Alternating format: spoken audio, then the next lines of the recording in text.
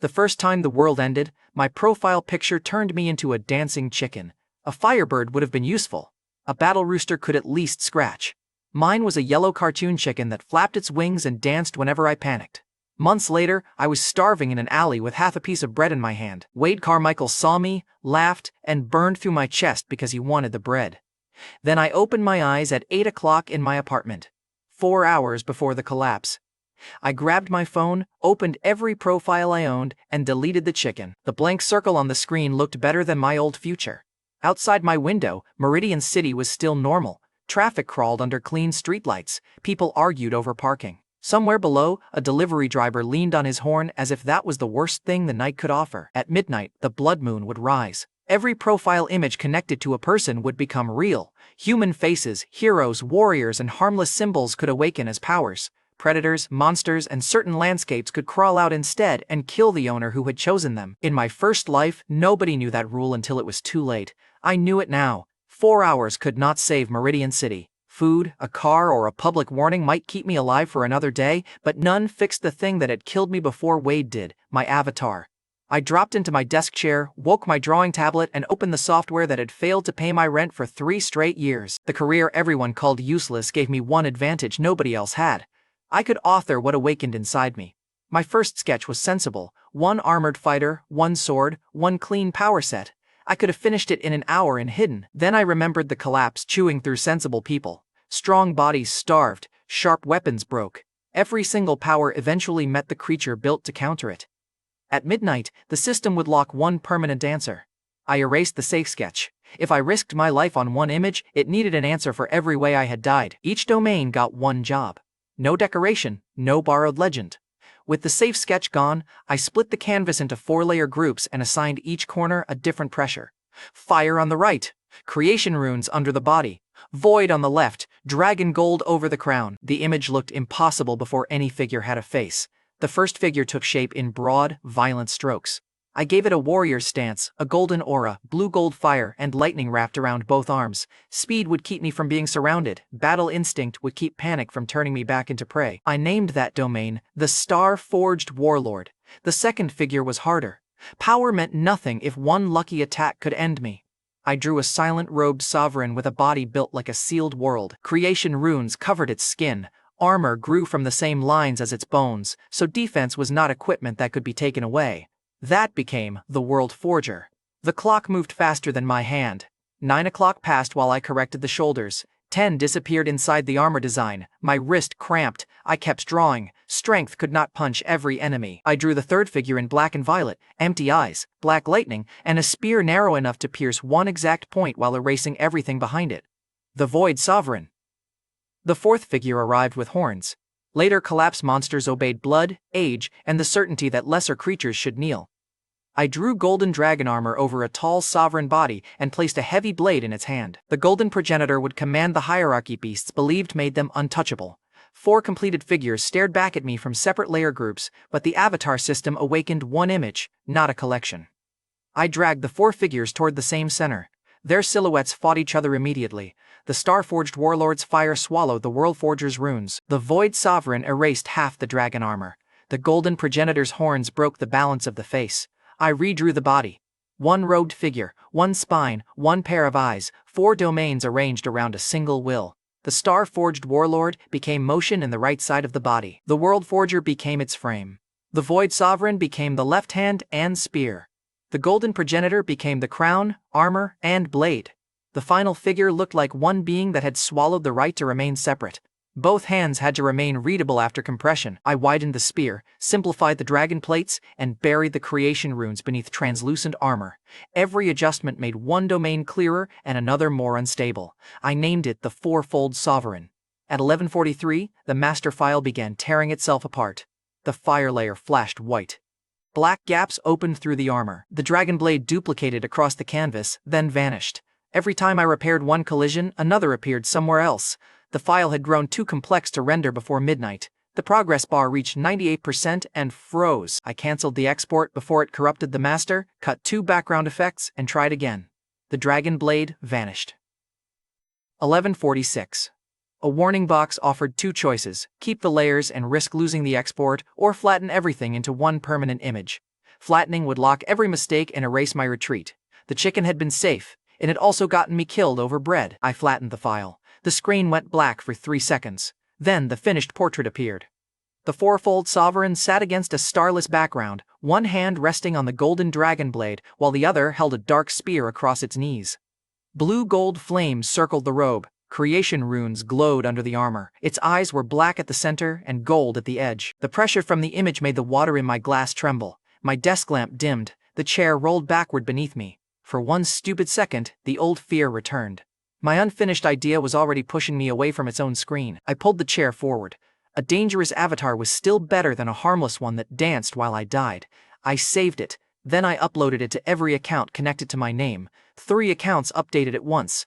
2 held the old icon long enough to make my stomach tighten. 1 account loaded the Sovereign in gray, then snapped into full color. Another flashed the chicken for half a second before the new portrait replaced it. Every delay brought the alley back. 1 profile rejected the image because the file was too large. I compressed it, watched the clock lose another minute, and tried again. Accepted. Another account still showed the chicken because its profile sync had stalled. I refreshed. The chicken danced once in the corner of the screen. I deleted it again. 11:58. The Fourfold Sovereign replaced it. I checked every profile one final time. 1 image, 1 identity. No chicken. My phone buzzed with a message from Ben Callow. Earlier that night, he had sent me a picture of takeout and asked whether I was still hiding from the world. I typed back. Change every profile image you use. Pick something strong. Do it before midnight. Ben answered almost at once. Are you drunk? No. Do it. What is happening? The clock read 11:59. There is no time. Change it now. I closed the chat before he could ask another question. I had warned one friend and rewritten myself. 4 hours gave me nothing else. The final second disappeared. Every light in Meridian City went red. The moon rose above the buildings like an open wound, and crimson lightning struck every phone, screen, and account at once. A scream burst through the apartment wall. On the floor beside me, my phone bent upward as if something underneath the glass was pushing to get out. A black claw punched through a stranger's profile image in the emergency feed and dragged the screaming owner toward the screen. Before I could move, the Fourfold Sovereign opened its eyes on my monitor. The room vanished. Something far larger than my body seized me and pulled me into the dark. The claws came through the screen first. A man on the emergency feed had used a black bear as his profile image. The bear's paw split his phone in half, widened to the size of a car door, and dragged him screaming into a darkness that should not have fit inside the glass. Then the blood moon struck me. Crimson lightning filled the apartment. Every connected screen flashed white. My monitor showed the Fourfold Sovereign for one final frame, and the figure reached out from the image as if the distance between us had never existed. My body ripped sideways from the chair and through a place with no direction. The apartment vanished, but the city remained visible in broken flashes around me. Across the street, a teenager with an armored hero as his profile picture formed a steel shield over one arm. He raised it just before falling glass hit his mother. 2 floors below him, a woman's ocean profile poured out of her television. Salt water filled her living room in seconds. Something with fins turned beneath the surface before the windows burst. 3 images, 3 outcomes. That was enough to prove the rule had not changed. The city disappeared behind blackness. I landed on my feet in a starless void. There was no floor, but something held my weight. No wind moved, yet my shirt snapped against my body. Far above me, 4 shapes waited in a circle large enough to surround a district. I recognized them before their faces became clear. The star-forged warlord stood first. The statue wore the form I had drawn, but the screen had never shown its true scale. Golden fire rolled from its shoulders like a second sky. Blue-gold flame burned between the plates of its armor. Lightning crawled over both fists and cracked open the dark with each movement. I had expected the avatar to grant an ability. Instead, the statue looked down as if it were deciding whether I deserved to survive my own design. A pressure hit my chest. My knees bent. The star-forged warlord raised one hand. The golden fire around it collapsed into a single point and shot through my body. Heat swallowed everything. I smelled my shirt burn. I felt my skin split along both arms. My heart kicked once, stopped, then restarted with enough force to shake my ribs. The fire searched for the limit of what I could hold. If I lost control, the transfer would burn through me before the collapse even began. I remembered Wade's flame cutting through my chest in the alley. I remembered dropping the bread before my body hit the ground. That memory lasted one breath. Then, I pushed back. I closed my hand around the fire inside me and forced it down my arm. Golden light erupted from my fist. The void cracked in a straight line for miles. The star-forged warlord lowered its hand. The statue did not dissolve. Its right shoulder moved. That was all the warning I received. A fist wrapped in blue-gold flame crossed the distance between us faster than the crimson lightning outside my apartment. I had no time to think about dodging. The new instinct inside me had already divided the attack into pressure, angle, and consequence. Step left, and the flame would take my head. Step back, and the shockwave would crush my ribs. Move forward. I entered the strike. The burning knuckles passed beside my ear. I drove my own fist into the statue's wrist and released starfire at the point of contact. Golden flame exploded through its arm. The statue's next 3 attacks appeared in my mind before its body committed to them. Knee, elbow, lightning from above. I slicked the knee, caught the elbow, and punched upward. My fist met the descending lightning. The bolt split around me and carved 2 burning trenches through the void. Only then did the star-forged warlord break apart from the feet upward. Stone became sparks, sparks became lightning. The entire figure poured into my skin until blue-gold flames circled my shoulders and a golden aura burned close to my body. My stance had changed without instruction. I could feel the fastest route through any attack before the attack existed. Every angle around me separated into openings, threats, and counters. The instinct arranged violence into choices without words. Starfire answered when I flexed my fingers. I had designed battle output. What entered me was hunger with perfect balance. The second statue moved before I could test more. The Whirl Forger stepped forward once, and the void became heavy. My golden aura flattened against my skin. The cracked darkness repaired itself. Even the lightning from the first transfer sank into silence. The Whirl Forger wore a plain robe over a body covered in creation runes. There was no weapon in its hands. It did not need one. The space around its fingers hardened into invisible walls whenever they moved. I approached it. Each step multiplied my weight. At 10 paces, my bones groaned. At 5, blood ran from my nose. At 1, the pressure tried to grind me into the surface beneath my feet. The starfire inside me surged, eager to blast through the obstacle. I stopped it. The first domain had taught me to attack. The second would be useless if I treated every resistance like an enemy. I placed my palm against the Whirl Forger's chest. The transfer arrived as stillness. No flame, no explosion. My skeleton became unbearably dense. Every bone felt replaced by something older and heavier than metal. Creation runes spread from my palm, crossed my shoulders, wrapped my ribs, and sank into my spine. The pressure around me increased until the starfire almost went out. Then, my body accepted it. The weight vanished. I stood straighter. A layer of dark gold armor formed over my forearms, chest, and shoulders, my body given an outer shape. Creation armor. I struck my own chest with a starfire-covered fist. The impact blasted golden flame across the void. My armor did not crack. My feet did not move. The force turned around me instead, carved a perfect circle into the darkness, and died at the edge of my shadow. Something else waited beneath the armor. I looked toward the empty space between the statues and released it carefully. Sovereign pressure spread from my body. The void bowed. There was no better word for it. The black surface lowered around my feet. Floating fragments from the first statue dropped and remained still. Even the distant golden flame curved away from me as if it recognized a center. I pulled the pressure back before it reached the remaining figures. The Whirl Forger's statue began to crack. I expected it to dissolve like the first. The fractures stopped, reversed, and sealed. The statue remained completely intact, its head lowered by a fraction, and the creation runes across its chest went dark. I waited. Nothing else entered me. The transfer had worked. I could feel the Whirl Forger body in every breath. I could summon creation armor. Sovereign pressure answered me, yet the statue stayed where it was, whole and watching. I had drawn 4 domains into one body. At the time, I thought the avatar was simply giving them to me one at a time. The unmoving statue was the first sign that my image had not become one being yet. The third figure opened its eyes. The Void Sovereign stood farther away than the others, but its gaze reached me instantly. Black lightning crossed the gap without touching the void. It struck behind my ribs. Creation armor formed on instinct. The lightning ignored it. The Whirl Forger body locked every muscle in place. The attack passed through the body as if flesh and bone were empty space. The pressure bypassed flesh and bone. It began erasing the part of me that knew who I was. My apartment number vanished from memory. Then the name of the street. Then the shape of my own face. The Void Sovereign raised one hand. A line of darkness appeared inside my chest, narrow at first, then lengthening with every missing memory. I knew the shape before it finished. The Void Spear was forming inside my soul. The Void Spear kept growing inside me.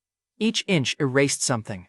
My first apartment, the taste of stale bread, the reason Wade Carmichael's name mattered, the image of a yellow chicken flapping its wings while I ran from monsters, The World Forger had already tested my body. The Void Sovereign was testing whether I could hold annihilation without letting it erase me. I reached into the darkness inside my chest. There was no hand there, but I closed one anyway. My name is Julian Carrick. The black line stopped growing. I drew you. The missing memories returned all at once. I remembered the alley, Wade's flame, the bread hitting dirty pavement before I did. Then I pulled. A black spear tore out through my sternum without opening the skin. Black lightning wrapped the shaft. Its point was so narrow the void split before it touched anything. The Void Sovereign moved, its empty eyes locked on mine. Death gaze struck like a second weapon. The space between us lost color. My returned gaze alone spread cracks across the statue's chest. The Void Sovereign dissolved into black sparks. The spear remained in my hand. I released it before its destructive will could spread farther. The weapon collapsed into a line beneath my skin, waiting behind my left arm. 3 domains answered me. One statue still waited to be claimed. The golden progenitor demanded submission before it gave me anything. The colossal dragon sovereign opened its mouth, and a roar rolled across the starless void. Golden pressure struck from every direction. The starfire around me bent backward. Creation armor covered my chest and arms. Even the black lightning under my skin went still. A lesser creature would have lowered its head. I had designed the hierarchy. I walked forward. The roar grew heavier with each step. Golden scales appeared over my shoulders. 2 horns pushed through my hair without pain, then locked into place above my temples. Heat flooded my blood as command. The statue lowered one hand. A broad golden blade rested across its palm. I reached for it. The weapon snapped its jaws at me. For one instant, the blade became the head of an ancient dragon, teeth closing around my arm. Creation armor took the bite. Sparks burst across the void. The teeth could not break the World Forger body. I gripped the dragon by its upper jaw and forced its head down. "You are mine," I said. The dragon shape shattered. The golden dragon blade dropped into my hand. Armor spread from my shoulders to my waist in overlapping gold plates. The horns brightened. A presence older than any living beast accepted that I would not kneel to its descendants. The golden progenitor dissolved. The starless void shook. Starfire burned around my right hand. The World Forger body held the 4 pressures without bending. The Void Spear waited under my left arm. Golden dragon armor covered my body, and the golden dragon blade rested against my shoulder. The World Forger statue was still standing. Before I could approach it again, the void collapsed. I returned to my apartment at 2 in the morning. My monitor was cracked down the center. The blood moon filled the window, larger and redder than it had looked from the street. Something scratched outside my front door, then another claw joined it. I opened the door. 3 spirits filled the hallway. One crawled along the ceiling with its head twisted backward. Another had 6 arms and no face. The third wore the stretched remains of a smiling profile picture over its skull. In my first life, I would have hidden until they smelled me. This time, I lifted one finger. A thread of starfire crossed the hallway. The 3 spirits vanished before the sound reached the stairwell. The beam left one clean black line through the wall behind them, then stopped exactly where I wanted it to stop. My first real attack had required less effort than deleting the chicken image. A door opened at the far end of the hall. A survivor stared at the empty space where the spirits had been. "Stay inside," I told him. Then I took the stairs down. The streets around my apartment were already broken. Cars burned beneath red light. Emergency broadcasts repeated useless instructions from shattered storefronts. Awakened people moved in groups, testing whatever their profiles had given them. I headed toward the nearest shopping center for water and medical supplies. I never reached the entrance. A burst of white light flashed from the service alley beside the building. 2 men wearing Iron Lion Guild patches were blocking the rear exit. Between them and the wall stood a woman with damaged white wings. The winged woman had one wing wrapped around 2 injured survivors. The other hung at the wrong angle. Blood ran through the feathers, but the light around her hands stayed steady. One Iron Lion man dragged black claws across the pavement. "You can barely stand," he told her. "Join the Iron Lion Guild and we protect you. Keep refusing and we take the cores and leave you here." She pushed more light into the survivors instead of answering him. The second man formed a green needle of poison over his palm. "She already answered," he said. "She just thinks that wing makes her special." He threw the poison. The winged woman twisted her good wing forward. White light formed a shield over the survivors. The needle punched through the edge, tore more feathers loose, and buried itself in the wall. Her shield held. Her knees hit the ground. The clawed man smiled and stepped closer. I entered the alley. The poison user turned first. "Walk away." Behind him, the injured survivors remained trapped between the winged woman's spread wing and the concrete wall. "You blocked the exit," I said. "That made it my business." The clawed man lunged. I caught his wrist. His black energy climbed my hand and broke against creation armor before it reached my skin. His smile disappeared. The poison user raised both hands, but the power gathering around him did more than stain the air green. It spread upward, thick and sharp, like blood in water. Something above the alley noticed. A giant eye opened across the side of the shopping center. The wall split around it. Veined flesh pushed through brick. A lid peeled back, revealing a black pupil wide enough to swallow a car. The winged woman looked up. Their energy attracted it. The eye spirit focused on the poison user.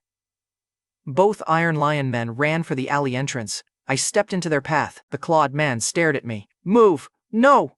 The giant eye released a pulse. Her shield bowed. The two survivors cried out. The Iron Lion men threw their powers backward, trying to slow the creature they had called down on everyone else. I released sovereign pressure. The alley sank. Concrete cracked under both Iron Lion men. Their knees hit first. Their arms flattened against the pavement. The poison cloud collapsed into a green stain and vanished. The pressure reached the eye spirit next. Its pupil burst. The wall-sized body folded inward and dropped as black dust. The two men did not get back up. I pulled the pressure away from the winged woman and the survivors. She moved before she looked at me. She checked the older survivor's breathing, sealed the poison burn with white light, and used her good wing to lift the other person to his feet. Only after both could stand did she face me. "Cora Whitfield," she said. She glanced at the cracked pavement. That pressure was not epic. It was not legendary either. "What comes after legendary?" I asked. "Mythic." She studied the unbroken armor on my wrist. "Common, rare, epic, legendary, mythic. Those are the ranks Meridian City knows. And me? I do not know." That answer made her more useful than someone eager to flatter me. Cora straightened despite her damaged wing. "I can heal. I know which streets still have safe zones, and I know the families controlling them. Let me come with you. You follow my lead. If it keeps those survivors alive, yes." A siren screamed from the shopping center.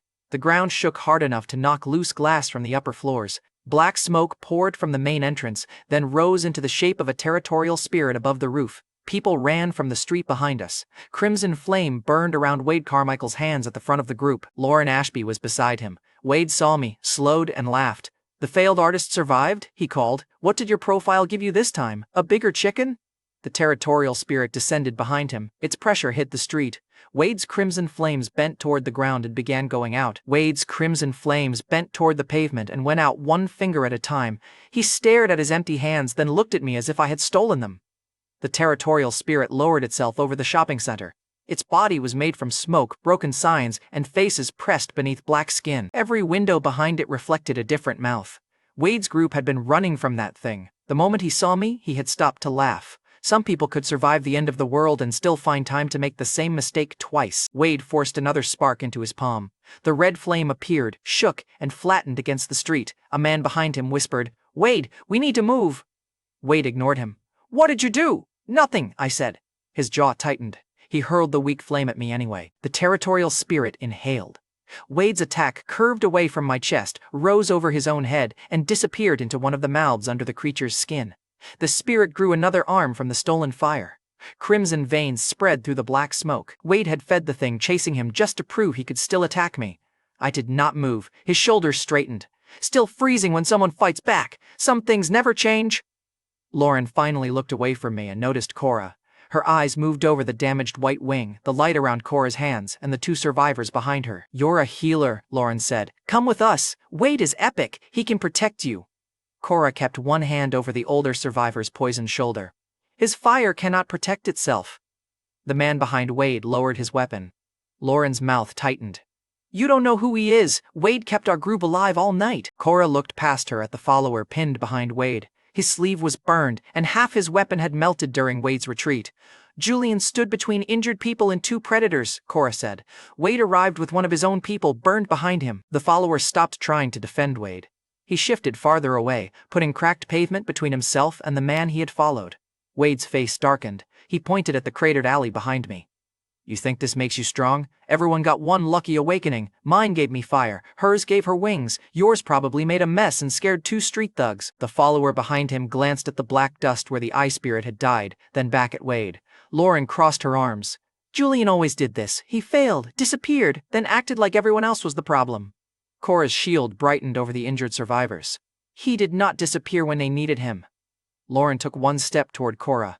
"You met him 5 minutes ago." "That was enough time to see him act," Cora said. "You had years." Wade repeated the failed artist insult. Lauren kept pointing at his rank whenever Cora looked at me. The territorial spirit ended the argument for them. One of the faces inside its chest screamed. Black pressure struck the street.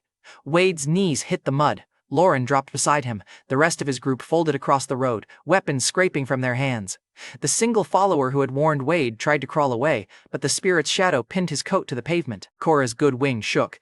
Her light shield bowed over the survivors. I remained standing. The spirit noticed. Its hundreds of mouths closed at once. Wade looked from my feet to the crushed pavement around him. "You're hiding behind some item." He forced his elbow under his chest and tried to rise. The spirit pushed him deeper. Mud covered the same hand that had once held fire over my face. "I'm not hiding. You were trash before the collapse." He dragged one hand through the mud, trying to push himself upright. "You think one lucky avatar changes that?" Lauren did not repeat the insult. She was watching the dark gold armor forming over my wrist. The spirit reached down. A hand made from smoke and storefront glass covered half the street. Every face in its palm opened its mouth. The air pulled toward them. Loose metal, blood, and shattered phones lifted from the ground. One abandoned car rose onto two wheels. The follower behind Wade grabbed its bumper before the wind could take him. Lauren caught Wade's coat. Wade caught nothing. He was still trying to form fire with both hands. Cora drove both hands into her shield. The two survivors stayed down, but the shield stopped sliding. Light tore from the feathers of her damaged wing and reinforced the edge nearest them. Wade's group did not have one. Their bodies dragged across the mud toward the spirit's palm. Wade clawed at the road. "Carrick, do something!" The last time he had spoken my name with that much fear, I had been under his boot with a piece of bread in my hand. Back then, his fire had crossed the alley before I could stand. This time, I looked up. The Void Sovereign opened its eyes inside me. Black-violet light passed through mine. The spirit stopped. Its stolen crimson arm swung once more, but the movement ended halfway. Wade's own fire went black inside it. The giant hand remained above us for one silent second, while a thin black line appeared at the center of its palm. No explosion followed. No blade crossed the sky. The death gaze had already reached the thing that mattered. The line spread through every face. One mouth vanished, then another. The whole territorial spirit broke into flat pieces of darkness, each one dissolving before it touched the street. Its pressure disappeared. Wade rolled onto his back and stared at the empty sky. His mouth opened. Nothing came out. The follower behind him pushed himself to one knee, saw me looking in his direction, and lowered his head instead of reaching for his weapon. Lauren slowly released Wade's sleeve. A few minutes earlier, she had stood close enough to his flames to borrow their status. Now she moved one hand away from him and wiped mud from her palm as if the contact embarrassed her. Her eyes shifted to Cora. Cora folded her damaged wing, stepped through the cracked street, and stopped beside me. She made her choice where Lauren could see it. Wade finally forced out a sound. That was the spirit weakening." Cora looked at the clean, empty space above us. "Then weaken the next one." Wade's face went pale. The shopping center sirens changed pitch. The black dust did not scatter with the wind. It spiraled upward around the point where my gaze had passed, forming a narrow signal over the district. Windows along the street reflected my eyes for one frame, black at the center and gold at the edge, before cracking. Every emergency speaker in the district began repeating the same broken warning. "Unclassified energy event detected. Central city defenses have failed. All awakened survivors." The message cut into static. A black ring expanded above the buildings where the territorial spirit had died. The death gaze had erased more than its body. It had punched a hole through the spirit pressure covering the district, and the black ring became a beacon. Something much larger answered. Clouds split over the center of Meridian City. A demon god spirit rose between the towers. Its lower body remained hidden in smoke. Bone arms unfolded from its back. Black lightning crawled over a shell wrapped around its chest, and each bolt shut down another row of city lights. People who had survived the territorial spirit stopped running. They looked up. The demon god spirit turned past the nearest safe zone, past the armed families on the rooftops, and faced me. The black ring above the shopping center collapsed into its forehead. Wade found his voice just long enough to whisper, "It came for you." The spirit opened all 6 hands. Black lightning covered the sky. The demon god spirit attacked before Wade finished breathing. 6 streams of black lightning fell toward the shopping center. I stepped into the air. Starfire burst beneath my feet and launched me above the rooftops. The first bolt passed under my heel. The second struck creation armor across my shoulder and split around my body. The remaining 4 followed me away from the street. Below, Cora pulled Wade's stunned followers and the injured survivors under her white shield. Wade's pride could burn. The city beneath him could not. The demon god spirit swung one bone arm across the skyline. A family defense team on the nearest rooftop fired first. 3 beams struck the creature's ribs and spread harmlessly over the shell. The spirit answered with 1 loose bolt. Their rooftop barrier vanished, and the team dropped behind the concrete edge. That was the city's best organized response. I released sovereign pressure into its chest. The pressure that had crushed the Iron Lion Guild attackers hit the black lightning shell and stopped. The shell bent inward, but it did not break. That mattered. The territorial spirit had died before it could resist anything. This creature had come armored. Its shell absorbed the pressure and kept its core buried behind black lightning. 1 power had stalled. I had 3 others. The spirit's 6 hands closed. Black lightning compressed around its body until the shell became a second skeleton. It rushed me through the air, fast enough to shatter windows along 3 blocks.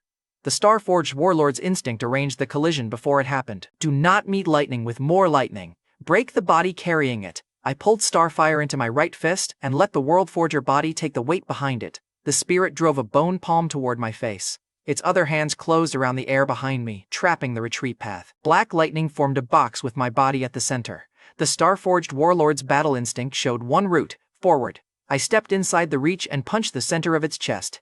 The sound arrived after the result. Its lightning shell caved in. A circle of black electricity exploded over Meridian City. The spirit flew backward through the top of an office tower and came out the other side missing 2 arms. Every surviving screen in the district caught the same image. The failed artist held his place in the sky. The city's demon had been punched through a tower. It tore itself free instead of falling. With 2 remaining hands, it ripped the top floors loose. Concrete and steel turned around its body as a moving shield. Then its broken arms split into hundreds of white spikes. Bone rain filled the space between the towers. The creature folded backward through a black tear and appeared above me, outside the line of my next punch. Its next retreat kept it outside the range of my fist. Good. Something that adapted was worth killing properly. The bone rain struck. Creation armor covered my head, chest, and arms. Spikes shattered against it, but the spirit kept retreating through short tiers in space. Each new angle sent another wave toward the streets. Below, Cora spread her good wing and raised a shield over the intersection. Bone fragments hammered the white light. Wade's group crawled beneath it without meeting her eyes. A spike punched through the outer layer and flew toward Lauren's throat. Cora twisted the shield, caught it in white light, and drove it into the pavement instead. Lauren stared at the woman she had ordered away from me and said nothing. The spirit opened another tier. This time, I let it retreat. The golden dragon blade formed in my hand. Golden armor climbed my shoulders. Horns locked above my temples. The bloodline pressure inside the weapon rolled across the sky, heavy enough to make every lesser spirit in the district drop toward the ground. The demon god spirit emerged behind me. It threw the stolen tower first. I cut through concrete, steel, and black lightning in the same motion. The falling halves passed on either side of the intersection below. Then I turned once. The blade crossed its body from shoulder to hip. Golden light continued past it, cut through the black tier, and sealed the retreat path behind the creature. Half its body slid away. The remaining half tried to rebuild around the lightning shell. I brought the blade down again. The shell split. The spirit's core shattered inside it, and the black lightning over Meridian City went out. The broken core fell between the towers. Before it could strike the street, I caught it in one hand. It crumbled into dead ash against the golden dragon armor. The shell had carried the danger. The core was dead ash. For several seconds, the only light above the buildings came from my armor. The rooftop defense team climbed back into view. None of them raised another weapon. The surviving family vehicles that had been moving toward the fight stopped at the same intersection and waited for me to land. Then the city started moving. Safe zone gates opened. Armed groups climbed from rooftops. Survivors pointed phones toward the sky. Family vehicles pushed through blocked intersections while spirits fled in the opposite direction. I landed beside the shopping center. Lauren was already on her knees. Mud covered her clothes. She moved past Wade without looking at him and caught the edge of my coat with both hands. "Julian," she said. "I did not know. Wade told me your avatar was useless again. We can start over." Cora stood a few steps away, holding her shield over people who had mocked her minutes earlier. She kept healing while the whole city watched. She had chosen my side before anyone knew what it was worth. I pulled my coat from Lauren's hands. "Get away from me." Lauren's fingers closed around empty air. Wade remained against the curb behind her. He watched her crawl toward the man he had killed in another life, and she never looked back at him. I walked past her. Neither Wade nor Lauren followed. The first family offer reached me before I crossed the intersection. A Caldwell representative stepped from an armored vehicle with 2 cases of spirit cores. He kept his hands visible. "The Caldwell family controls the West District," he said. "We can provide protected buildings, healers, and cores. No oath tonight. We want an alliance." A red grave envoy arrived from the opposite street with twice as many guards. One carried a red family insignia above the group. The Redgrave family controls the East District, the envoy said. Accept an elder seat, half the district's resources will answer to you, and every awakened group in Meridian City will know you stand under our name. A guard opened a third case. 10 polished spirit cores glowed beneath the insignia. The Redgraves had put a price tag beside my victory and expected gratitude. I stand under my own name. The Caldwell representative looked at the split demon core, closed both cases, and bowed his head. His guards backed their vehicle aside, opening the road. 2 Redgrave guards shifted with them. The family insignia dipped. The envoy snapped one hand up. Hold your ground. The insignia rose again, but the men carrying it no longer looked at me. The envoy smiled and straightened his coat as if my refusal had sounded like hesitation. You misunderstand the offer, he said. The Redgraves have 3 legendary elders. Meridian City belongs to the families capable of defending it. Refusing our protection makes you a threat to order. I just defended your city, and now you will be controlled inside it. His guards raised their weapons because he had ordered them to, not because they wanted to. The envoy leaned closer. You showed one impressive trick. Do not make the mistake of thinking that places you above a family. I touched 2 fingers to his chest. Sovereign pressure launched him across the intersection. He passed through the wall of a ruined store and disappeared beneath a wave of brick. The Redgrave guards stopped advancing. The Caldwell guards stayed where they had yielded the road. I looked toward the hole in the wall. Tell the Redgrave family this, I said. Threaten me again and the family ends. The envoy coughed under the rubble. His guards looked at the open core case, then at the hole where their speaker had disappeared. One closed the lid. Another lowered the family insignia until it no longer stood above my head. The envoy's own insignia was still intact beneath the rubble. That was all the Redgraves needed to hear me.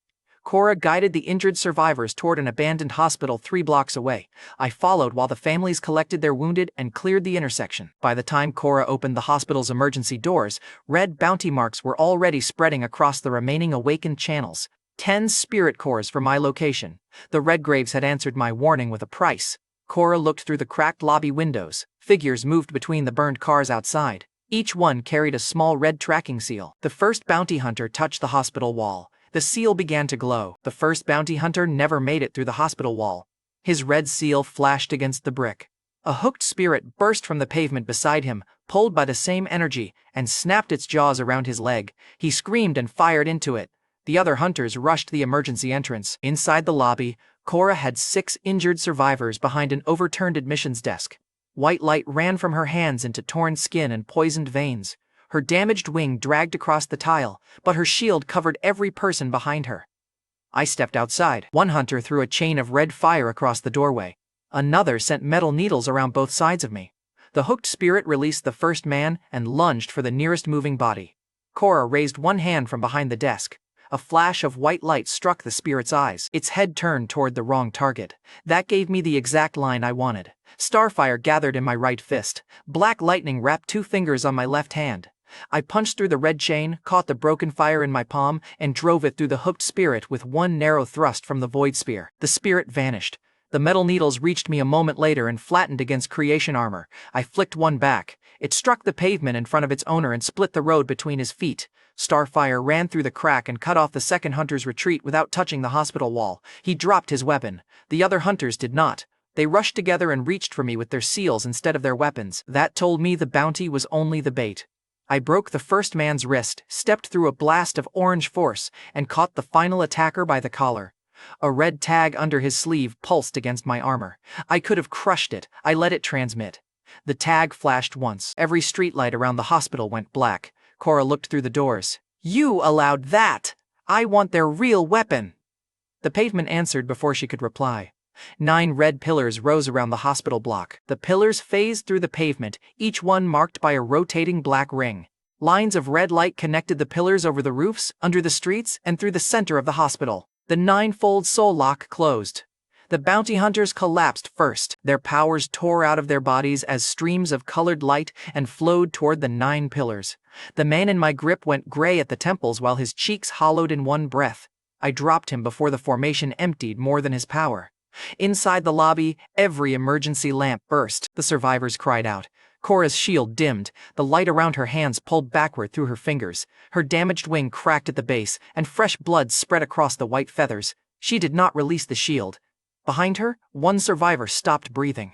Cora forced white light into his chest until it rose again. She drove one knee into the tile and kept the 6 survivors behind it. The formation pressed farther.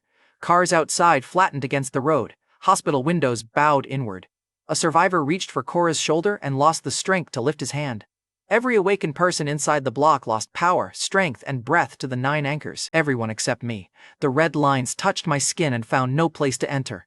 One line tried my right arm, another wrapped my chest, a third climbed toward the mark where the void spear rested. Each one tightened, searched, and returned empty. The world Forger body carried no law Meridian City could read.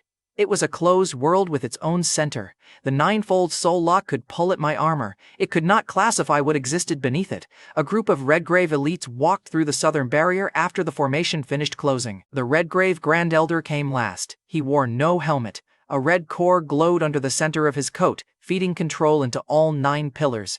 The hunters had delivered my location. His formation had taken the whole block as collateral. He looked past me first and saw Cora on one knee. "Your companion is holding 6 lives with failing light," the Grand Elder said. "Give me the power behind your 4 domains, and I will release the hospital. You built this around civilians. I built it around you." He said it as if that distinction excused him. It did not matter to the people losing breath behind Cora's shield. The Grand Elder spread both hands. The 9 pillars pulled harder. Cora's good wing folded. Her shield dropped low enough for one survivor's arm to pass through it. She forced it back up.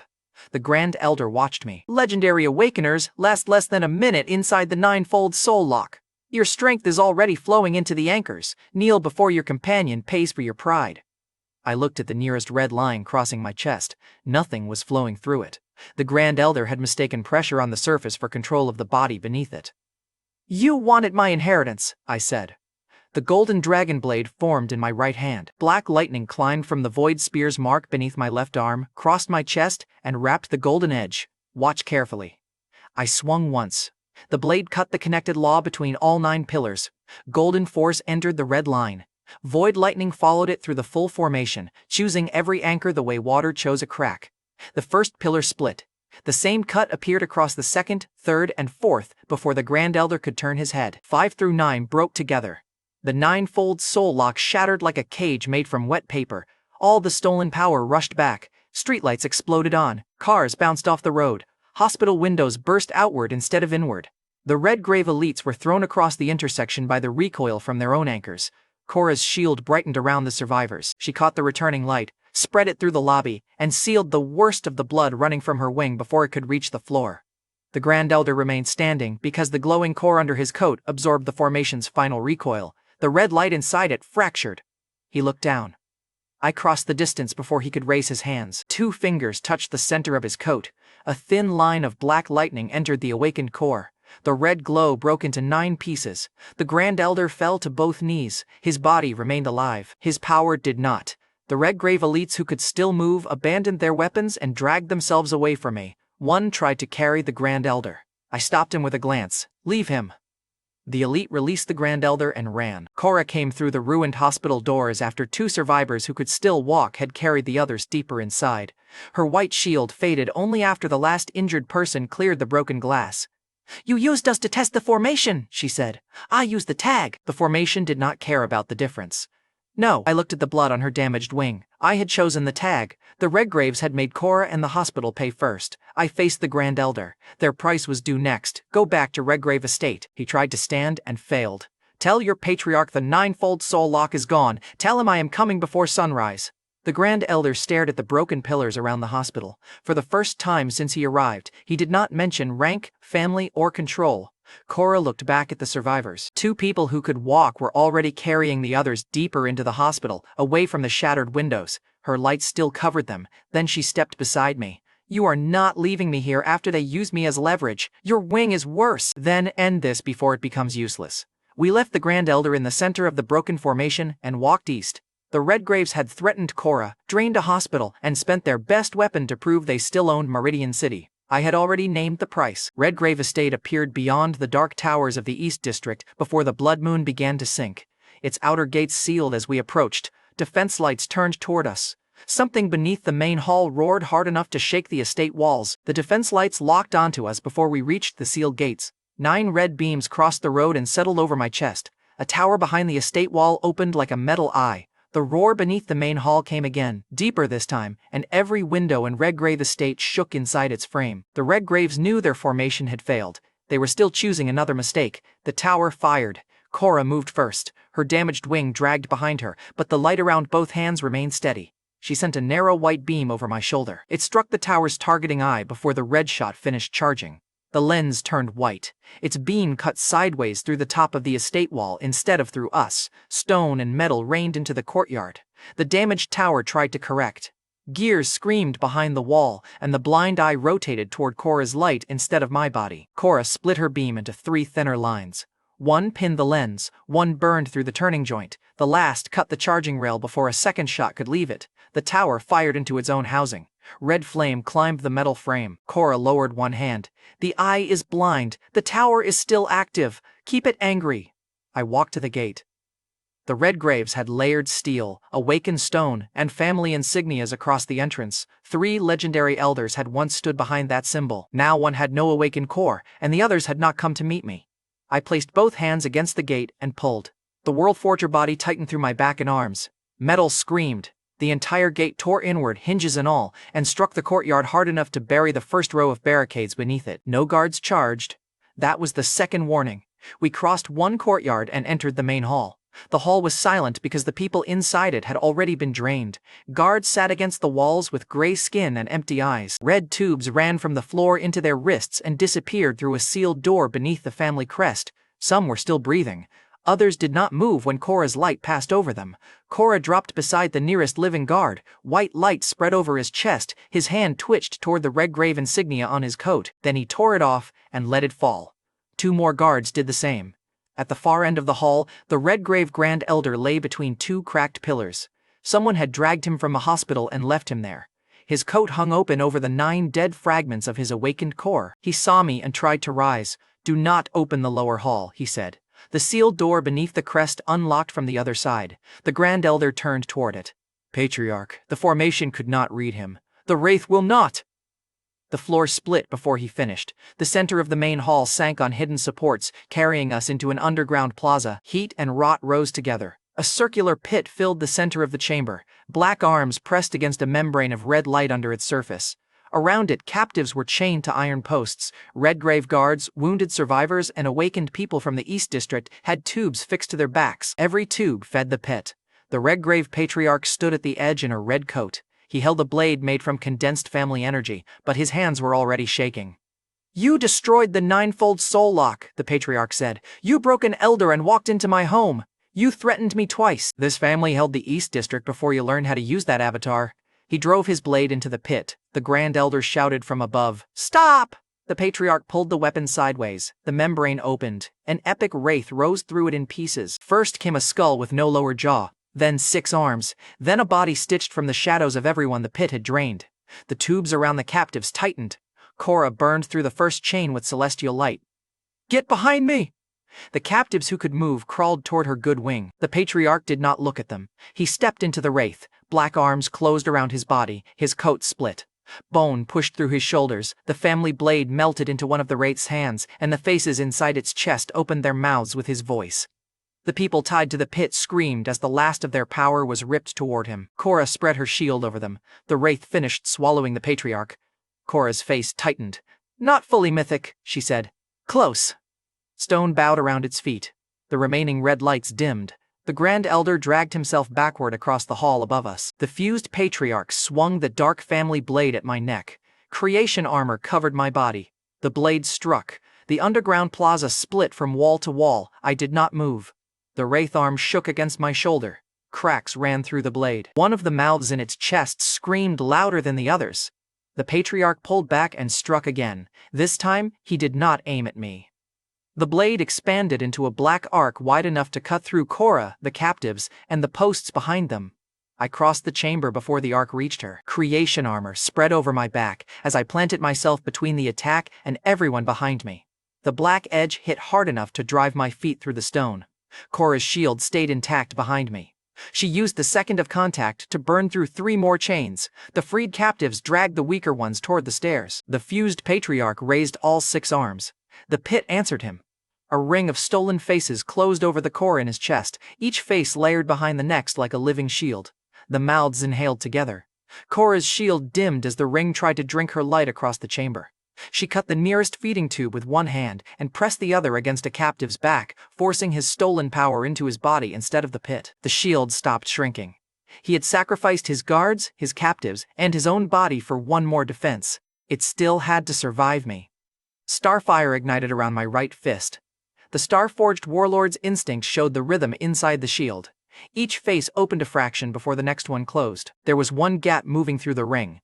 I stepped into it. My fist struck the first face at the exact instant all the others tried to cover it. Golden force passed through the entire ring. The stolen shield burst outward. The Patriarch's real core appeared beneath it, half human and half wraith, beating against a cage of black bone. The void spear formed in my left hand. It extended farther than the narrow thrust I had used at the hospital, but its power remained compressed around one purge line. Black lightning twisted along the shaft, every shadow in the chamber pulled toward its point. The Patriarch drove the broken family blade down. I thrust first. The void spear entered the fused core. Black lightning spread through the human half and the wraith half at the same time. The two powers tried to tear away from each other. The spear gave them nowhere to go. "Purge," I said. The wraith came apart inside him. 6 arms vanished. The stolen faces went dark. The Patriarch's body returned for 1 second, old and hollow, before the remaining core collapsed into black dust around the spear point. The family blade hit the floor without a hand holding it. Cora lowered her shield only after the final captive reached the stairs. The guards who could still stand moved away from the pit. One threw his Redgrave insignia into the opening, the others followed. I pulled the void spear free. The Patriarch was dead. The structure that made him possible still waited. I drove the golden dragon blade through the center of the fusion pit. The membranes split. Starfire followed the cut and burned through every tube, every stored shadow, and every defense channel under the estate. The blind tower outside folded in half. Red lights over the walls went dark. Across the East District, the Redgrave barriers visible through the broken ceiling flickered and disappeared. The estate stood open. The pit was ash. The Patriarch was gone. Across the East District, every Redgrave barrier died with him. Red family insignias over the safe zone gates went black and dropped from their frames. Slow applause came from the vault shadows. A man in a gold-marked coat stepped into the ruined plaza after the full estate went dark. Cora raised her light. I released sovereign pressure. Dust flattened. Broken chains sank into the floor. The remaining guards dropped to one knee. The stranger did not bend.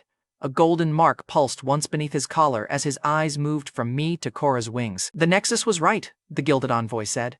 You are a rule-breaking existence. The Gilded Envoy stood inside my pressure as if it were weather.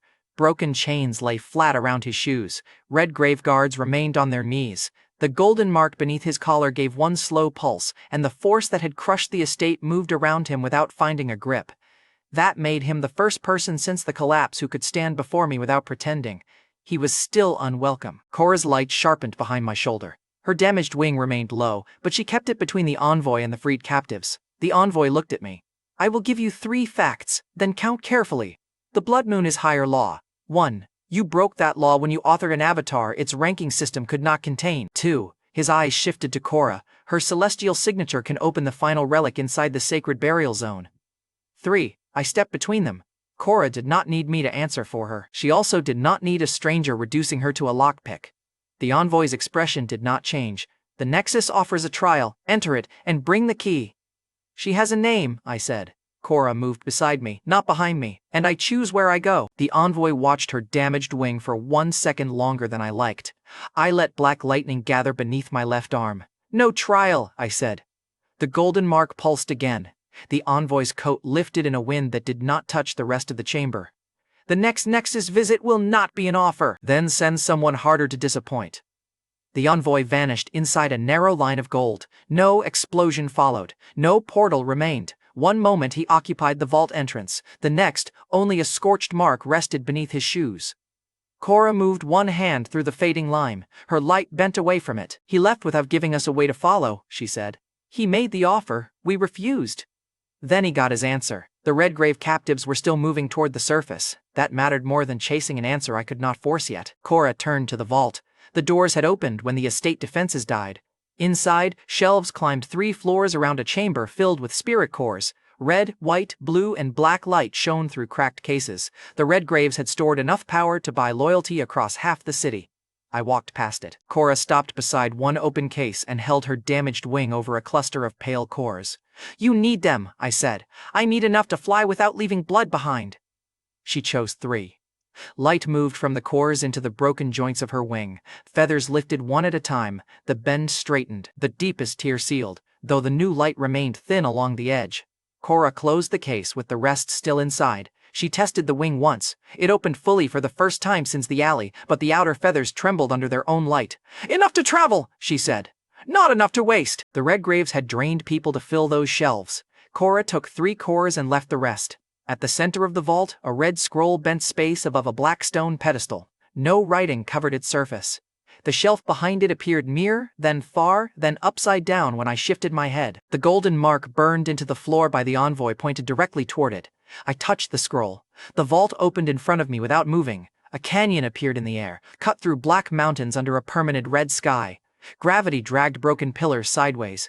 White bones as large as buildings formed a path toward a buried altar. One name entered my mind with the route: the sacred burial zone. The scroll showed what had failed to leave. The red path ended beneath a shadow shaped like an enormous coiled body. Then the shadow looked back. The scroll snapped open. A spatial tear split the vault from floor to ceiling.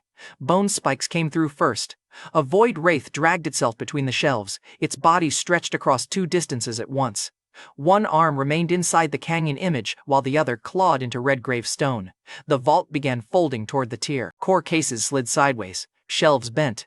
The freed captives still climbing the stairs above us cried out as the floor tilted beneath them. Cora planted both feet and spread her repaired wings. White light ran from the tips into the walls. The vault stopped twisting just before the upper shelves collapsed.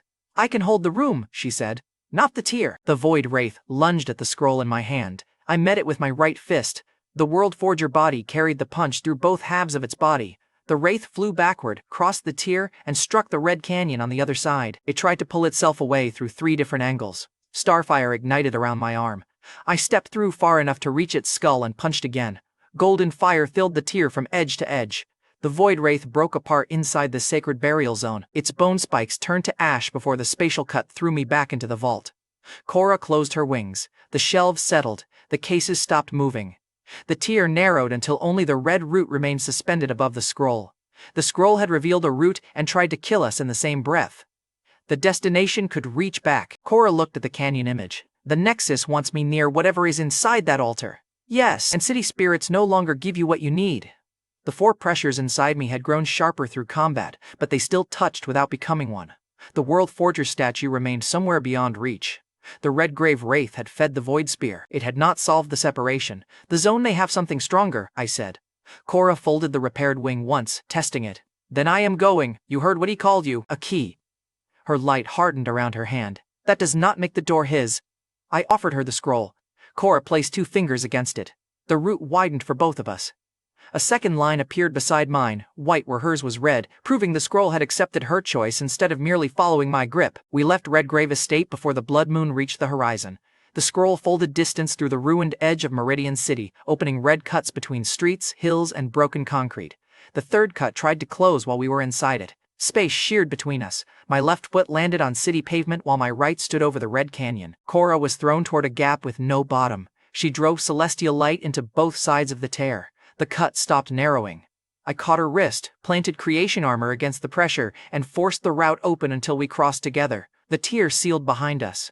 We stood on a black ridge outside the city. Something had climbed the stone before us. The first marks looked human. 5 fingers had dug into the ridge at shoulder height. Farther ahead, the same trail widened into long gouges, then split into too many parallel cuts for any human hand. Dark residue clung inside them. Cora touched the edge with light and pulled back. Not a spirit. No. I did not know what had made the marks. The route pointed away from them. We followed it into the red gravity canyon. Each step grew heavier. Broken pillars leaned sideways without falling. Cora's repaired wing held until the canyon narrowed around a field of bones. Then a pressure far beyond the city dropped from above. Her knees bent. The bones beneath us rolled apart. An ancient dragon opened one golden eye under the buried altar. Black breath leaked between its teeth. Curse runes ignited along the canyon walls, and a bone-plated tail rose behind it like a collapsing tower. The tail swept toward us. Cora's repaired wings failed under the mythic pressure. The ancient dragon's tail crossed the canyon before Cora could raise her shield. I stepped in front of her and caught it with both hands. The impact drove my feet through the black ridge. Stones split behind me. Bone pillars snapped across the canyon. The sweep had enough force to break the mountain wall, but the World Forger body held the tail in place. For 1 second, everything stopped. The ancient dragon's body was still buried beneath the altar, yet its tail filled the canyon from wall to wall. Bone plates ground against creation armor. Golden pressure rolled through my arms and tried to force my head down. I tightened my grip. The tail did not move another inch. Cora pushed herself upright behind me. Her repaired wings opened, shook, and stayed open. "Can you see the runes?" I asked. She followed my gaze to the red symbols burning along the canyon walls. They lit when it attacked. "Burn them out! The dragon is feeding the pressure through the stone." Cora sent a line of white fire into the nearest rune. The symbol cracked. The weight on my shoulders dropped for half a breath. 3 nearby runes turned toward her light. Red lines crawled off the stone and wrapped around her damaged wing like heated wire. Cora cut the first line, let the second burn across her feathers, and destroyed the third rune before it could close. That was enough proof. I twisted the tail and threw it aside. The ancient dragon rose from the grave. Its wings had long since rotted away. Black chains hung from its ribs. Gold remained in the horns, claws, and spine, but most of its body was covered in white bone armor carved with the same curse runes as the canyon. One eye was empty, the other fixed on me. Its jaw opened. Black breath poured across the ridge. I crossed my arms and let creation armor take the first edge. The breath multiplied the weight of everything it touched. My armor sank deeper into the stone. The broken pillars around us hit the ground hard enough to shatter. Cora's good knee buckled as 3 more runes flared behind her. The dragon had changed methods. Raw force had failed, so it turned the canyon itself into a weapon. Cora dragged one wing through the gravity and fired again. A second rune went dark. Then a third. The black breath narrowed toward her. I released Starfire beneath my feet. Starfire gave me enough motion to cross the gravity. I reached Cora before the breath did and drove one shoulder into the stream. Creation armor groaned. Black cracks spread across the outer layer, then sealed as the World Forger body rebuilt beneath them. "Keep cutting the runes," I said. Cora looked past me at the dragon instead of at the pressure crushing her wings. "I can hold the field open. I cannot stop its breath." "You do not need to." I summoned the golden dragon blade. The weapon appeared heavier than it had in Meridian City. Golden scales spread across my shoulders. 2 horns locked above my temples. The golden progenitor's pressure entered the canyon and met the ancient dragon's blood.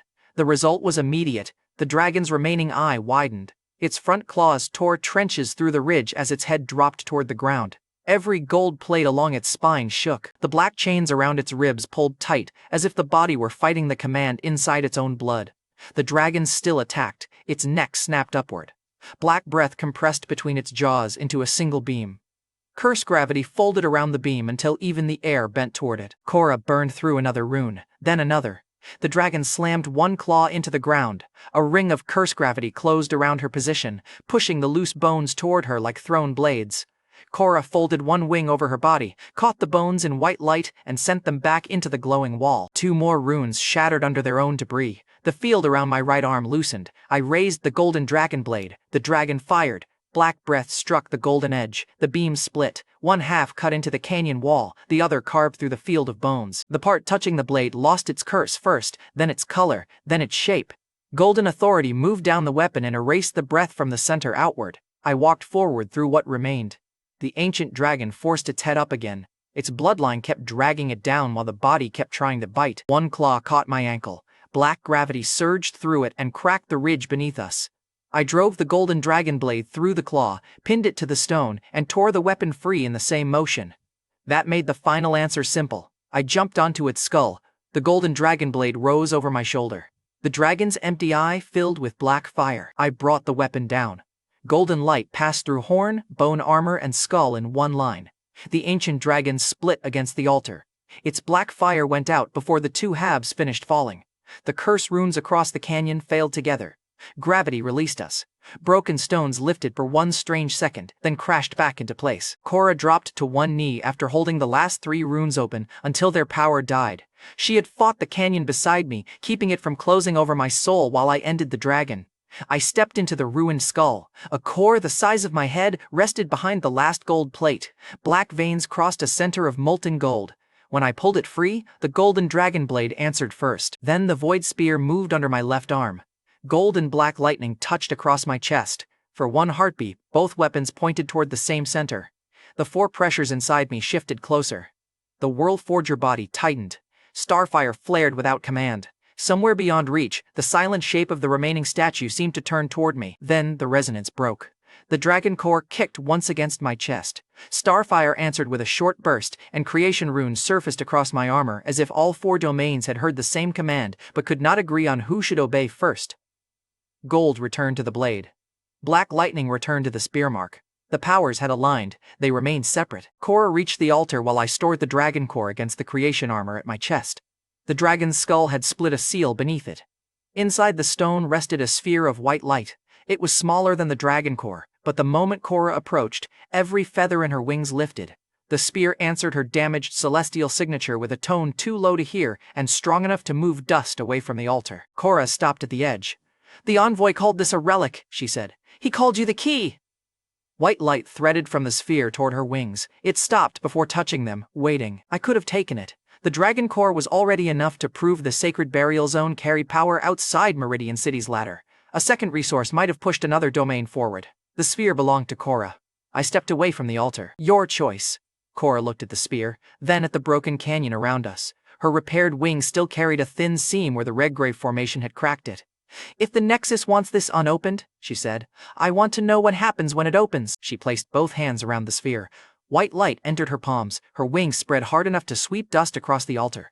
The repaired feathers brightened from the roots outward. 2 new lines of light formed behind her shoulders, incomplete wings beginning to take shape. Cora's jaw tightened. The sphere cut its power into her. Light cut across the old crack in her wing and reopened it as a white line. The new wing shapes behind her shoulders pulled in opposite directions, testing whether she could carry more than the body she had awakened with. She held on. One knee struck the altar. Her hands did not release the sphere. The dragon core against my chest answered the altar. Black gold light shot upward from the split skull. Cora's spear returned a white beam. The 2 signals met above the canyon. A circle of gold appeared in the red sky. Its pressure carried nothing draconic. Silver figures descended through it in a linked formation. Each wore the same authority insignia over the chest.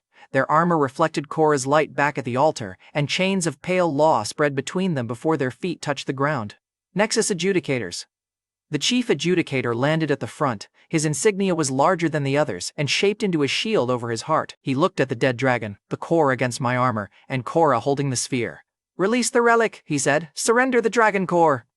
The linked law seal closed around the altar. Cora's half-formed wings stopped growing. The pressure forced her down to one knee, but her hands remained locked around the sphere. The chief adjudicator faced me. "By Nexus authority, kneel!" I stepped inside the closing seal and looked at Cora. "Keep going! Keep going!" Cora's hands tightened around the celestial sphere. The linked law seal pressed her against the altar.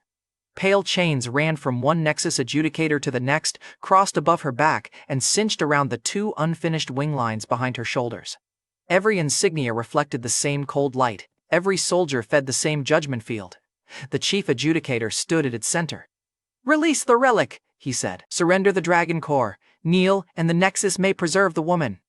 Cora tried to rise. The field drove her knee deeper into the stone. The old crack in her repaired wing opened another inch. White light leaked from it and flowed toward the silver insignias. The squad used her breakthrough to power the seal meant to stop it. I stepped between Cora and the chief. "You heard me," I told her. "Finish!" The chief adjudicator lifted one hand. All the pale chains moved together. The first group attacked from my left. Their blades were narrow strips of silver law, identical in length, angle, and timing. A second group mirrored them from the right. The soldiers behind the chief pushed more force into the network and let the front line carry it. One authority, one field, one mistake shared by everyone inside it. Creation armor formed over my chest and arms. The first blade struck. Silver lines spread across the armor instead of breaking. They tried to name my body, rank it, and force it into the same local rules that held Cora down. The World Forger body gave them nothing to classify. I caught one blade with my left hand. The adjudicator holding it pulled back. The linked field pulled with him. Every insignia brightened at once. That confirmed the weakness. I released the blade and let Starfire gather under my feet. The chief's eyes narrowed. "Restrain him." The whole squad obeyed. Pale chains wrapped my arms, waist, and throat. The front line locked its blades across my body. The soldiers in back poured more force into the shared field until the altar stone buckled beneath us. Cora's head dropped, her light dimmed to a thin white line around the sphere. The chief looked at her instead of me. "Your resistance is injuring the key." Cora lifted her face. "I am not your key." She forced both hands closer around the sphere. A new feather of light pushed through the seal behind her shoulder. The linked field tightened. So did I. Starfire exploded from my body. I fed Starfire into the chains. The first adjudicator absorbed the flame through his insignia. His armor flashed gold. The shared field immediately passed the excess to the next soldier, then the next, then the next. The network did exactly what it had been built to do. It distributed force. That was useful against one prisoner. It was fatal against fire that grew stronger each time it moved. Blue-gold flame raced around the circle. One insignia cracked. The field shoved its excess into the others. 3 more cracked with it. The chief adjudicator spread both hands and tried to break the link, but the law seal had already accepted the starfire as shared power. The soldiers could not release one another without releasing Cora. The squad began falling together. The first line dropped its blades. The back line arched as gold fire burst from the seams in their silver armor. One adjudicator tore his own insignia, but the metal had fused to his chest. The chief shouted, "Hold the judgment!" They obeyed. The shared field tightened around every body still connected to it. The field overloaded. Every pale chain turned blue-gold. Then the entire linked formation burst outward. Silver bodies struck the canyon walls. Armor melted around empty insignias. The soldiers who had shared one law lost it in the same instant, and the red sky filled with burning pieces of their authority. The pressure over Cora broke. She inhaled once and pulled the spear into her chest. White light covered the altar. The 2 incomplete wing lines behind her shoulders unfolded first. They widened, split, and formed full radiant wings above the damaged pair she had carried since the alley. 4 wings opened behind her in one violent sweep. The canyon turned white. Every broken bone under the altar cast a shadow. The old crack in Cora's original wings sealed from the inside. The blood on her feathers burned away. Light gathered around her eyes, hands, and shoulders until the pressure no longer bent her body. She stood. The chief adjudicator had survived. A shield shaped from his oversized insignia covered him from head to knee. The starfire had blackened its edge, but the symbol remained intact. He pushed himself from the broken altar and stared at the ruined squad around him. For the first time, the Nexus field belonged to one man instead of many. He turned all of it toward Cora. "Legendary or not," he said, "you remain Nexus property." Cora's 4 wings brightened. I walked toward him. The chief drove the insignia shield into the ground. A wall of pale law rose between us. It carried the weight of the linked field without the weak bodies that had failed to contain it. Creation armor covered me from throat to boots. I kept walking. The wall stripped gold from the outer plates. Silver cracks spread over my arms. The chief leaned into the shield and poured everything left into the barrier. "You cannot cross Nexus judgment," he said. The World Forger body stepped through it. The pale wall broke around my shoulders. I compressed the ancient dragon's authority into 2 fingers. Golden scales formed over my hand. The pressure behind them was smaller than the golden dragon blade and sharper than a spear point. The chief raised the insignia shield. I pierced it. My fingers passed through the center symbol, through the armor behind it, and stopped inside his chest. The dragon aura opened. His shield cracked from the center outward. The insignia split into 4 pieces. Every remaining pale chain in the canyon vanished with it. The chief adjudicator dropped to his knees before me. He looked at the broken symbol in his hands. I pulled my arm free. "You wanted me to kneel," I said. "Keep the position." The golden force inside his chest expanded. His silver armor collapsed inward. The chief fell beside the insignia he had trusted more than his own body. Nexus judgment ended there. Behind me, Cora staggered once. I turned. Her new wings remained open, but the breakthrough had taken more from her than the field had. She placed one hand against my cracked creation armor. Legendary light entered the damaged plates. The silver law burned out. Gold returned across my chest and shoulders. The broken outer layer rebuilt faster than it had under the dragon's gravity. Cora drew her hand back. "Your armor listens better now. So do your wings." She tested all 4. The upper pair moved like blades of white flame. The lower pair spread a healing field over the fractured altar. Dust rose. Cracked stone pulled together. Even the black veins inside the dead dragon's skull faded under the new frequency. Then the altar answered her. A tone passed through the canyon. The same note had waited inside the celestial sphere. Now it came from below us. Every line of white light Cora sent into the stone returned twice as strong. The split seal beneath the dragon's skull widened. New symbols appeared around the altar in an unfamiliar script, separate from both Nexus marks and dragon runes. Cora's wings locked open. The sphere was part of this, she said. The stone under her feet dropped. I caught her arm. The entire altar collapsed inward. A black vortex opened beneath the canyon and swallowed the dragon's skull, the dead adjudicators, and every piece of the broken insignia. Red gravity reversed. Bone pillars tore free from the walls and fell upward into the dark. Cora tried to pull her light back. The lower seal pulled harder. Her completed frequency had opened the prison. We fell through the altar together. The red sky vanished. I hit Blackstone hard enough to crack it and kept one hand around Cora's wrist. Her 4 wings opened above us and slowed the last part of the fall. We landed in a plaza with no visible walls. Rows of skulls formed a road toward a throne. A figure sat there with 1 white wing and 1 black wing spread behind it. Half its body carried the shape of an angel. The other half looked burned from the inside. The fallen god opened its eyes. Cora raised one hand on instinct. Legendary healing light spread across the cuts on her wings. The fallen god smiled. Her white light turned black. Every wound it touched opened wider. Cora's healing light turned black inside her wounds. The cut along her repaired wings split open. The 2 new wings shuddered as dark lines crawled through their feathers. Every attempt to close one injury opened another beside it. The fallen god leaned forward on the skull throne. "Give me more," it said. Cora stopped healing, but the black light kept spreading. It had already attached itself to her legendary frequency. Each pulse from her body fed the inversion and carried the damage deeper. I placed one hand against her back. The World Forger body opened its pressure through my palm and severed the rule using her healing against her. Creation runes spread over the black lines. The fallen god's influence pulled in one direction. My body established a closed law in the other. The 2 forces met inside Cora's wings. The black light snapped. Cora dropped one hand to the stone and caught herself. White returned to the feathers nearest my palm. The fallen god's smile disappeared. "You carry a world inside flesh," it said. I released Starfire. Golden flame crossed the plaza and struck the throne before it finished speaking. The skulls beneath the fallen god melted. The figure launched upward on 1 white wing and 1 black wing as the throne exploded behind it. The god had created distance. I took it away. Starfire drove me through the falling bones. I reached the fallen god in the air and hit its chest with a World Forger fist. The white half of its body flashed with blinding light. The black half swallowed the impact. For one instant, both sides held. Then, the starfire inside my punch erupted. The fallen god crashed through the plaza and carved a trench between 2 rows of skulls. Cora forced herself upright. Her lower wings spread healing light only across her own body this time. The upper pair remained sharp and ready, no longer feeding the enemy. The fallen god rose from the trench.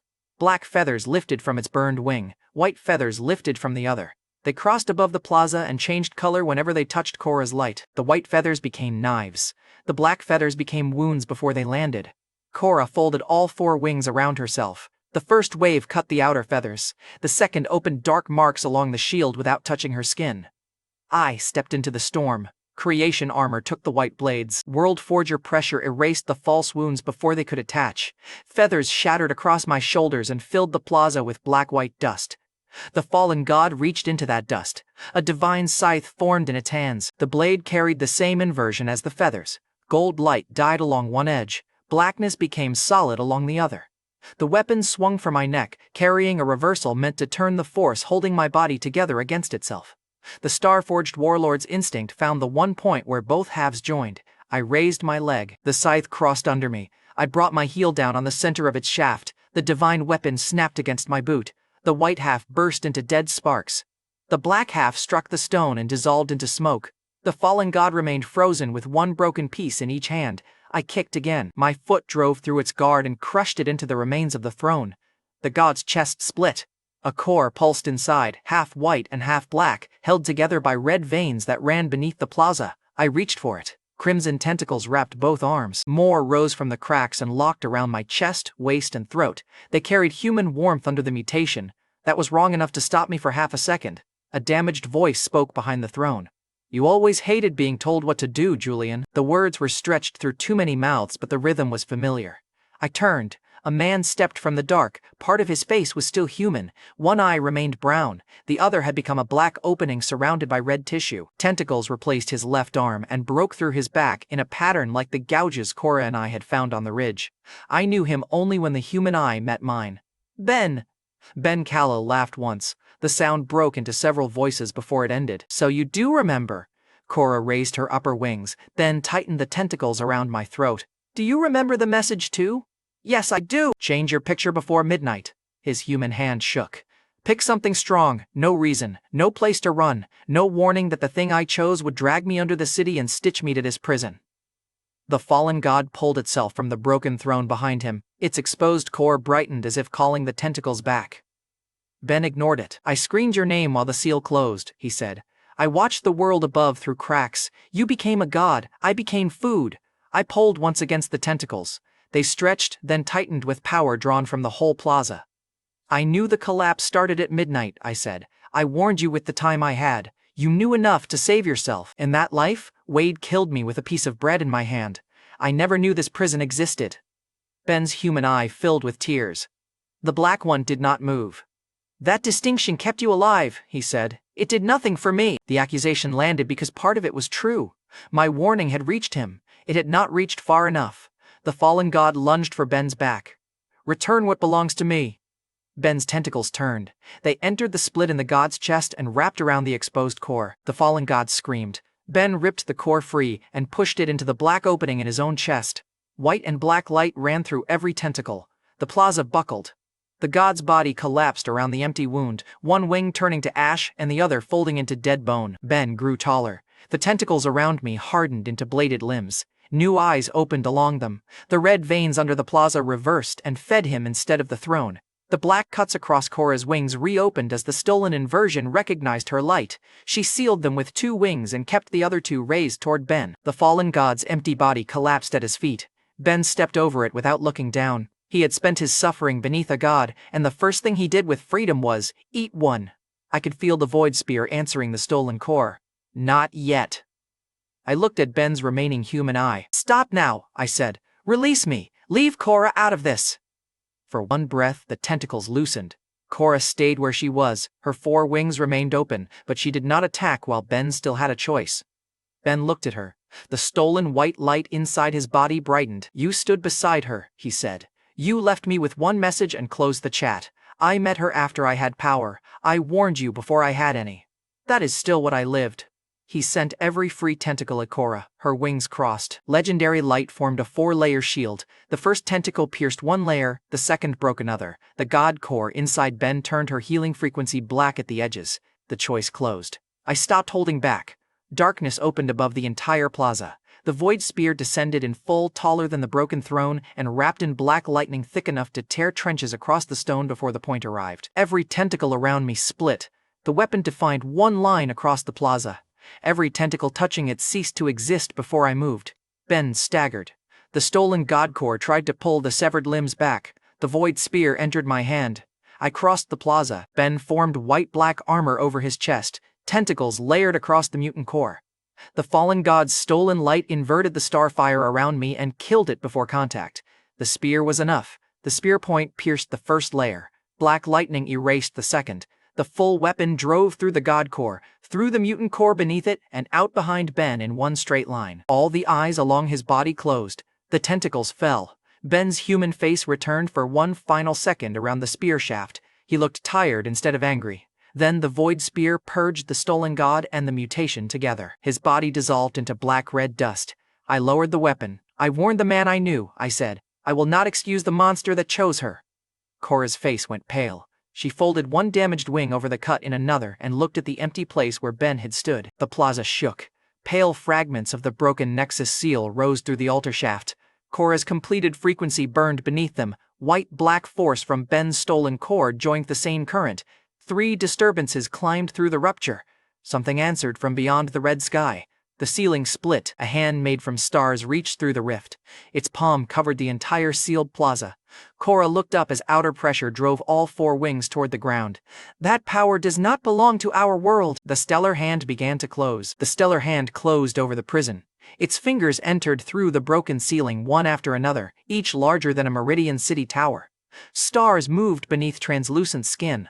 Lines of white fire crossed the palm-like veins, and every line carried pressure beyond the blood moon, the Nexus, and the mythic dragon combined. The sealed plaza began collapsing before the hand touched it. Skull roads flattened, black pillars sank into the floor.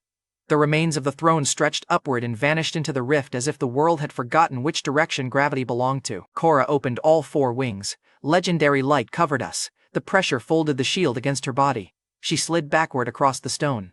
Feathers tore from the upper wings and became white sparks before they reached the ground. "Move!" she shouted. I stepped in front of her. "No!" Its palm covered the whole prison and crushed everything beneath it. Running would only decide where we died. Creation armor covered my entire body. Golden dragon armor layered over it. Starfire burned from my shoulders and feet. Black lightning formed the void spear in my left hand. 4 domains gave me 4 separate answers. I drove all of them upward. Sovereign pressure struck first. The hand kept ascending. Starfire exploded against the center. Blue-gold flames spread across the stellar veins, then flattened under outer law. The golden dragon blade cut 1 line of white fire. 3 more replaced it. I threw the blade aside, gripped the void spear with both hands, and thrust as the palm reached the plaza. The collision erased sound. Black lightning entered the hand. Stellar fire entered me. Creation armor cracked across my chest. The fracture went deeper than the surface. The outer law pushed through the armor and found the separate domains beneath it. Starfire tore toward my right arm. The void spear pulled left. Dragon authority rose toward my head. The world forger body tried to contain all 3 and began splitting under the disagreement. The armor fractured from shoulder to waist.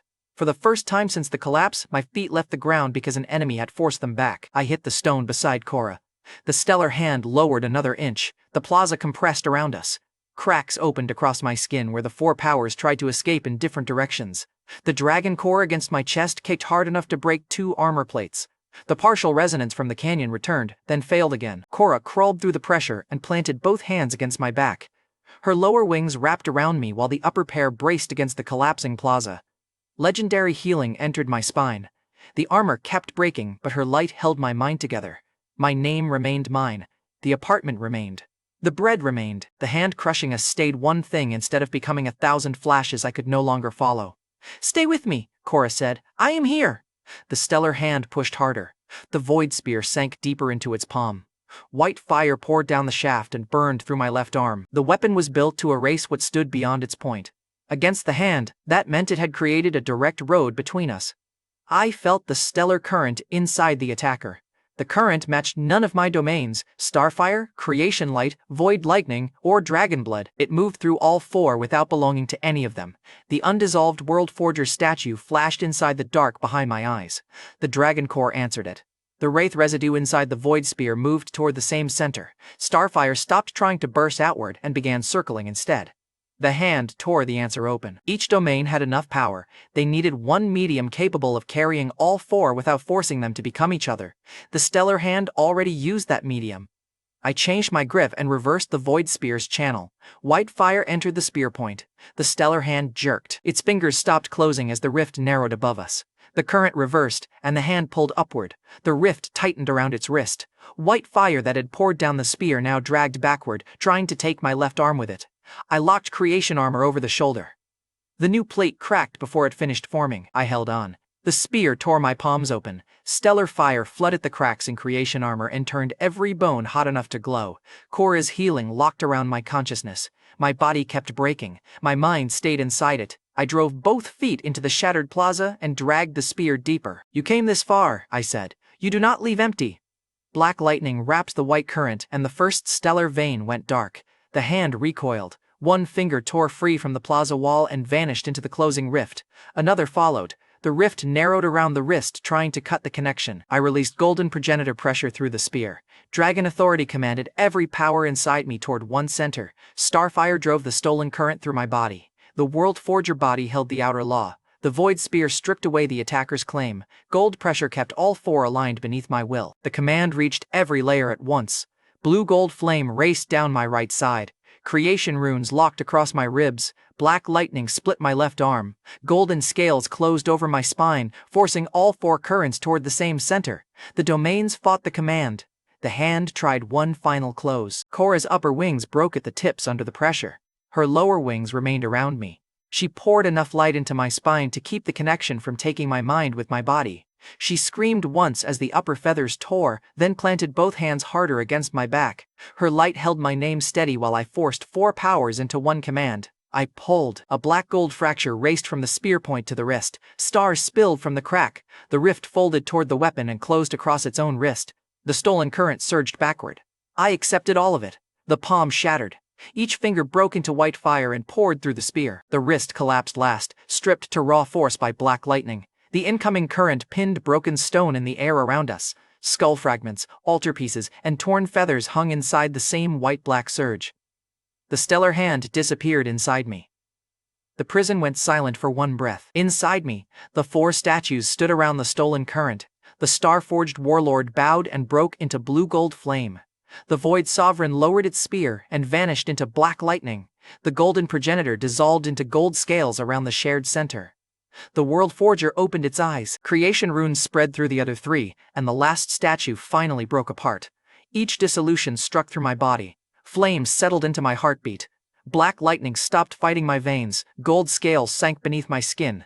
The World Forger's runes closed around all 3 like one finished frame. 4 presences collapsed into one body, one will, one completed avatar. Fourfold unity awakened. Cora's hands slipped from my back. The pressure that had crushed her wings now lifted them. Torn feathers hung motionless in the new field instead of falling. The ruined armor around me flowed back into place as a single black-gold robe of light. Golden scales formed and vanished beneath it. Blue-gold flame moved through the fabric without burning. Black lightning rested quietly around my left hand, instead of fighting for escape. The Void Spear now belonged to the same authority as the armor, the fire, and the dragon pressure. I opened my left hand. The Void Spear formed without resistance. I closed my fingers, and it vanished without tearing a second path through my arm. The 4 domains finally obeyed the same motion. I stood. The remaining outer law pressure above the plaza met the unified body and broke. A golden beam left each of my eyes. The 2 lines pierced the prison ceiling, crossed the sacred burial zone, and split the red sky from horizon to horizon. The canyon above opened under clean light. Every surviving spirit in the zone lowered itself. Lesser wraiths collapsed flat against the ground. Bone creatures buried their heads beneath the stone. Far beyond the altar, silhouettes that had ignored mythic pressure stopped moving and lowered their heads. On the far ridge, an ancient wraith tried to raise its head. Unified pressure touched it once. Its crown cracked, and it buried its face deeper than the lesser creatures. Cora released my back. Her 4 wings were torn at the edges, but they remained open. She looked at the place where the stellar hand had been. "What rank is that?" The old ladder had ended before it reached me. This time, the next rank had a name. Transcendent. The word passed through the zone. The last red clouds broke apart. The blood moon's light faded from the bones around us. The prison walls continued collapsing, but they no longer fell toward Cora or me. Unified pressure held the space open until we walked through the broken seal and returned to the altar above. The ancient dragon's split skull remained where I had left it. The Nexus adjudicators had become silver dust, and 4 pieces of the chief's insignia around Cora's footprints. Inside the closing rift, one golden Nexus sigil flickered once, then went dark. I looked across the sacred burial zone. Every creature kept its head lowered. I was the Fourfold Sovereign.